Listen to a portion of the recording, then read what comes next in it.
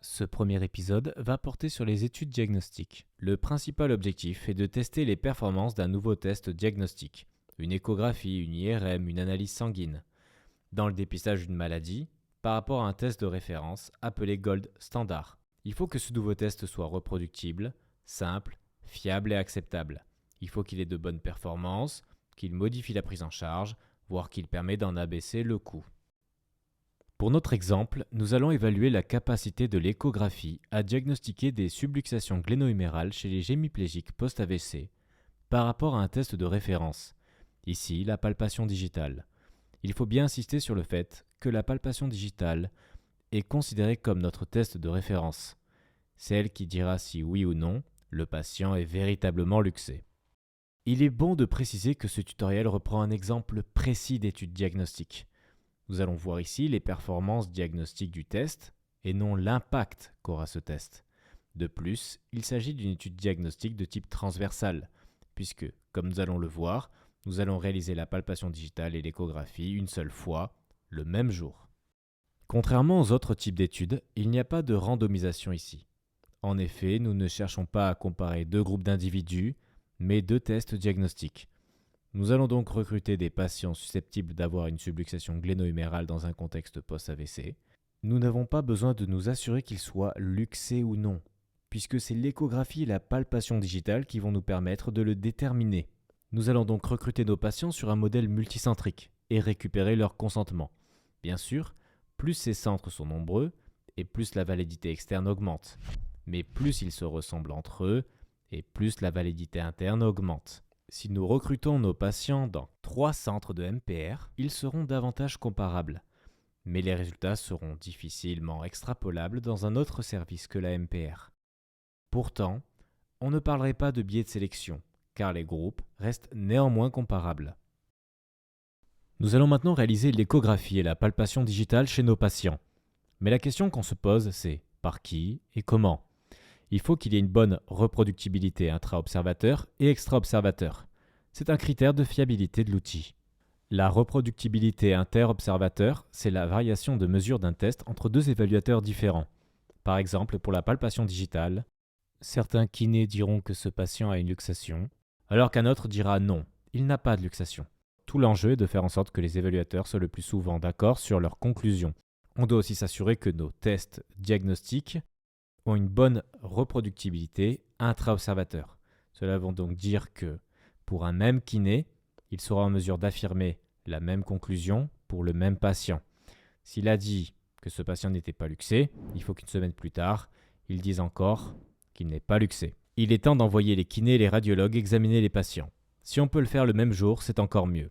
La palpation dira si l'épaule est luxée ou non, et l'échographie dira si l'épaule est luxée ou non.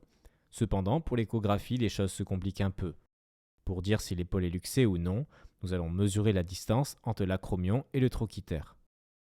Le point le plus essentiel à retenir, c'est que nous allons fixer des seuils à partir desquels nous dirons si, oui ou non, l'épaule est luxée. Devons-nous considérer une épaule luxée quand la distance est supérieure à 0,2 cm sur l'échographie, 0,3 cm, 0,4 cm ? Bien sûr, dans le fond, l'image que nous allons enregistrer avec notre échographie reste la même, mais notre interprétation de celle-ci sera différente selon le seuil que nous nous fixons. La procédure d'insu consiste à faire en sorte que les résultats obtenus soient cachés aux évaluateurs, comme coller un morceau de ruban adhésif sur les données qu'affiche l'échographie. Ce qui peut être intéressant, c'est de faire interpréter les résultats des tests en aveugle par un comité d'adjudication. Ces personnes-là ne sauront pas à qui appartient telle image d'échographie. Ils ne feront que l'analyser en elle-même sans avoir plus d'infos. On limite ainsi les biais de classement.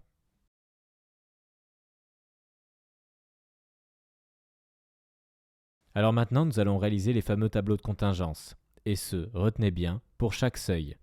Nous réaliserons donc un tableau de contingence où nous considérerons luxés les patients avec une distance mesurée à l'échographie supérieure à 0,2 cm. Nous en réaliserons un autre à une distance fixée à 0,3 cm, un autre pour une distance fixée à 0,4 cm, etc. Il faut bien garder tout ça en tête. Faisons ensemble maintenant le tableau de contingence pour un seuil de subluxation fixé supérieur à 0,2 cm à l'échographie. Pour nous aider, nous allons réaliser un diagramme de flux spécial pour la valeur seuil 0,2 cm. Là encore, il faut insister sur le fait que nous allons réaliser un diagramme de flux pour chaque seuil. Nous avons donc 105 patients. Spoil, la méthode de référence par palpation digitale a révélé 71 patients avec une subluxation gléno-humérale et 34 sans luxation. Avec un seuil fixé à 0,2 cm, qu'a trouvé l'échographie? Est-elle en accord avec la palpation digitale? Elle a diagnostiqué 48 vrais positifs. Bravo, nous pouvons applaudir. Mais elle a raté 23 subluxations, donc ça fait 23 faux négatifs. Elle a diagnostiqué 13 subluxations, alors qu'il n'y en avait en réalité pas, ça fait donc 13 faux positifs. Et elle a diagnostiqué 21 absences de subluxation. On peut applaudir. Ça fait 21 vrais négatifs. Alors tout ça, en statistique, ça ne nous parle pas vraiment. Nous, on veut des pourcentages, des rapports, des chiffres qu'on peut interpréter. On va donc réaliser notre tableau de contingence. En fait, c'est une façon de représenter les résultats différemment, mais non sans avantage. On place donc une colonne malade, une colonne non malade, une ligne diagnostic positif et une ligne diagnostic négatif. On peut ensuite placer les valeurs trouvées précédemment. 48 vrais positifs, 23 faux négatifs, 13 faux positifs et 21 vrais négatifs. Ce qui est pratique avec ce tableau, c'est qu'on peut aisément calculer la sensibilité et la spécificité. Ces deux paramètres sont littéralement la carte d'identité d'un test diagnostique, sa valeur intrinsèque. Ce sont ces deux valeurs qui vont nous permettre de construire une courbe ROC. D'abord, calculons-les. Pour obtenir la sensibilité, on prend le nombre de vrais positifs sur le nombre de vrais malades. Elle est ici égale à 0,68 ou 68%. C'est donc, à une valeur donnée de 0,2 cm, la capacité de l'échographie à détecter une personne luxée parmi tous ceux qui sont réellement luxés. Elle représente l'aptitude du test à détecter la maladie.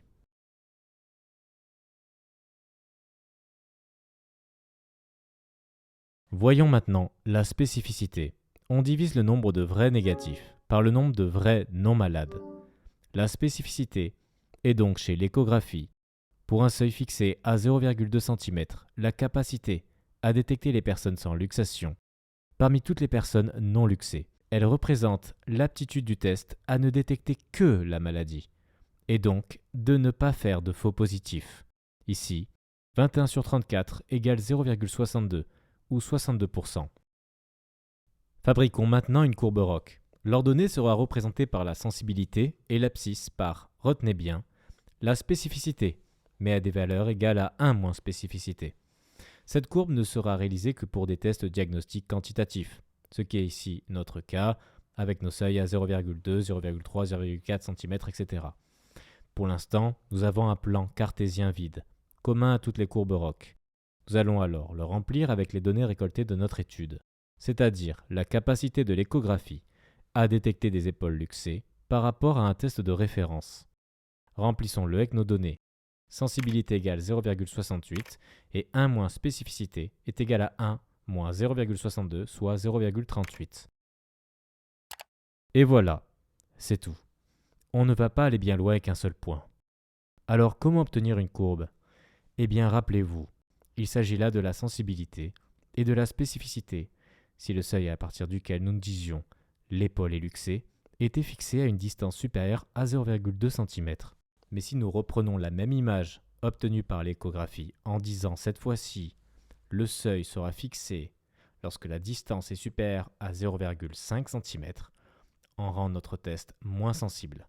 Notre tableau de contingence va être modifié. Il y aura moins de faux positifs et il y aura plus de vrais négatifs. C'est sûr qu'avec une épaule luxée à plus de 0,5 cm, on a moins de chances de se tromper en affirmant qu'elle est bien luxée. On a donc réalisé un autre tableau de contingence, et ce, seulement en modifiant le seuil de détection. On va répéter l'étape pour un seuil à 0,1 cm, 0,3 cm, 0,4 cm. Chacun de ces seuils se verra attribuer un tableau de contingence avec sa propre sensibilité et sa propre spécificité. On va ensuite les reporter sur notre plan cartésien Et nous allons pouvoir construire notre courbe ROC. Il n'y a que deux choses à savoir pour son interprétation et les voici. Le test, ici l'écho, aura une performance maximale au point d'inflexion de la courbe, là où le point est le plus près de l'angle supéro-gauche, là où se trouve le meilleur compromis entre sensibilité et spécificité. Donc, dans notre cas précis, c'est à 0,2 cm que l'échographie est la plus performante, avec une sensibilité à 0,68 et une spécificité à 0,62. Il est à noter que dans la rédaction de l'article, il faudra toujours préciser leur intervalle de confiance. Le petit p, quant à lui, ne sera pas demandé. Il faut savoir que selon 2 des 4 postulats de Galen et Gambino, un test sensible sera choisi si on est dans le cas d'une maladie grave, traitable, ou que les résultats faussement positifs n'entraînent pas de trauma psychologique. A contrario, un test spécifique sera choisi si la maladie est sérieuse, mais difficilement curable. Le fait de savoir que l'on n'a pas la maladie présente une importance sanitaire et psychologique, ou que les résultats faussement positifs peuvent être psychologiquement et économiquement traumatisants pour les sujets examinés. L'autre chose à savoir pour interpréter une courbe ROC, c'est de calculer son intégrale. On obtient donc une valeur comprise entre 0 et 1. Cette valeur est appelée en LCA, R sous la courbe, ou AUC. Plus elle est proche de 1, et plus la performance diagnostique du test est meilleure. Entre 0,90 et 1, on dira qu'elle est excellente. Entre 0,80 et 0,90, elle est bonne. Entre 0,70 et 0,80, elle est moyenne. Et entre 0,50 et 0,70, elle est médiocre. En effet, une R sous la courbe à 0,5 signifierait que le test diagnostique, ici l'écho, ne fait pas mieux que le hasard, qu'elle a 50% de chances de trouver la bonne réponse et 50% de chances de se tromper. Alors, quitte à avoir ces performances-là, autant lancer une pièce de monnaie que s'embêter à réaliser une échographie. Voyons ensemble ce qu'est la VPP, la VPN, la RVP et la RVN. Ajoutés à la sensibilité et la spécificité, ils correspondent aux critères de jugement principal d'une étude diagnostique. Ils doivent y figurer. Pour cela, revenons sur notre tableau de contingence, disons celui avec un seuil à 0,2 cm, cela n'importe peu. Nous allons maintenant calculer la valeur prédictive positive et la valeur prédictive négative. Pour cela, c'est très simple, il faut cette fois-ci utiliser les lignes du tableau et non pas les colonnes. La valeur prédictive positive, c'est le nombre de vrais positifs, divisé par tous les positifs.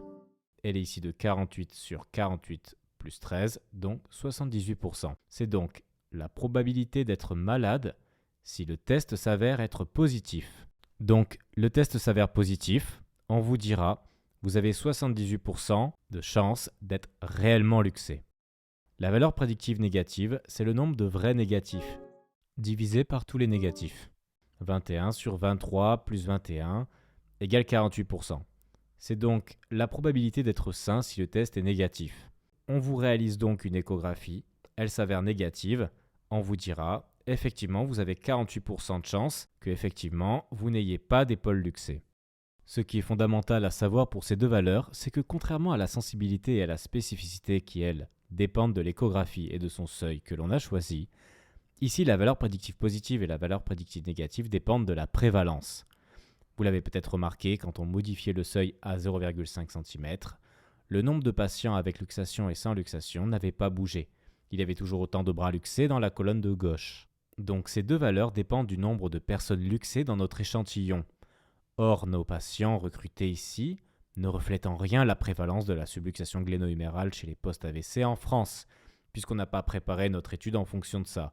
On ne peut donc pas porter de conclusion sur la VPP et la VPN dans le cadre de notre étude diagnostique.